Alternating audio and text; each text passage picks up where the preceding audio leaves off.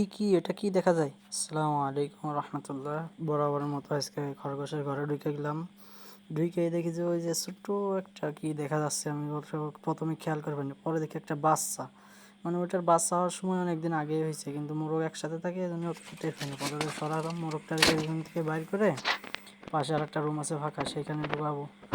যাই হোক, ও যে ছোট্ট মানে কিছু না থাকার কারণে এমনিতেই বাচ্চা এমনি জায়গায় দিয়ে দিছে। তারপরে মোরগটাকে আলাদা করে মোরগ দিলাম। এবারে এই ট্রেটাই অনেকবার বাচ্চা দিছে, কিন্তু এই ট্রের ভিতরে যা আছে ময়লা এগুলো আসলে অনেকে কিছু, পরে আমাকে কিছু তুলা ছিল, তুলা এনে দেবো ওর ভিতরে। তুলার ভিতরে দিয়ে এবার বাচ্চাটাকে ওর ভিতরে উঠাই দেবো। আমি একা একা ভিডিও করতেছিলাম, এই জন্য একটু কাঁপাকাঁপি সাইডে। এখন এই যে এখানে বাচ্চাটারে দেবো, ওই যে বাচ্চাটাকে এর ভিতরে দিয়ে প্রথমে আদর করে নিলাম, না হলে এবার কামড়াতে যাচ্ছিলো। বাচ্চা তো আসলে মায়ের ভালোবাসা। যাই হোক, বাচ্চাটাকে সেট আপ করে দিয়ে ওর ভিতরে তুলা দিয়ে ওর ভিতরে দিয়ে বাচ্চাটাকে সাইডে রাখবো।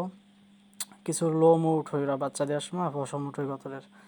তারপরে এবার ওইখান থেকে ওরা দিয়ে এবার ওর জন্য কিছু ঘাস দিব। এখন ওকে কিছু ঘাস দিলাম খাতি, ঘাস দিয়া এবার ও খাচ্ছিল। পরে কিছুক্ষণ পরে এসে দেখি যে ও বাচ্চা তালাশ করতেছে, যে বাচ্চা ঠিকঠাক আছে কিনা। তো যাই হোক, পরে আবার খাওয়া দাওয়া শুরু করছে। আসলে খিদা লাগছে, তো সকালে খাইতে দিয়ে গেছি আর খাইতে দিই না, এই জন্যই খাওয়া দাওয়া করতেছে।